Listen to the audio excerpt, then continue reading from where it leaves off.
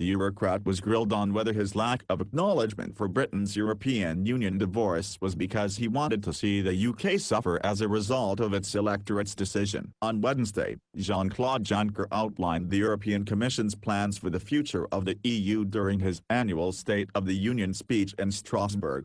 The former Prime Minister of Luxembourg announced the EU would crack down on Eurosceptic movements with the proposal to change party funding rules across the European Parliament. He said the EU should not be filling the coffers of anti-European extremists. Throughout his speech, Mr. Juncker sparsely referred to Brexit, occasionally commenting the UK will soon regret leaving the EU during a set of sly digs.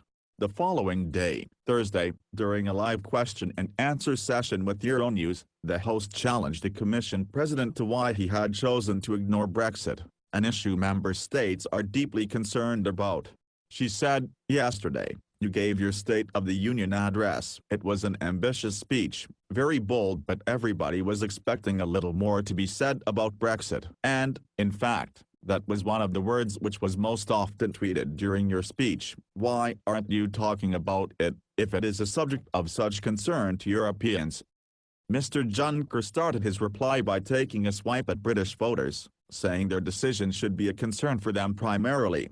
The Eurocrat said, "I think the subject should be of concern to the British primarily, less concern to Europeans. I don't want to preach to people or try and educate them about Brexit. I have had many opportunities to discuss Brexit. Brexit isn't the future, Brexit has already become the past, and I wanted to look toward the future." His response prompted a furious question from a viewer, who demanded to know whether Mr. Juncker wanted to see Britain suffer because of Brexit.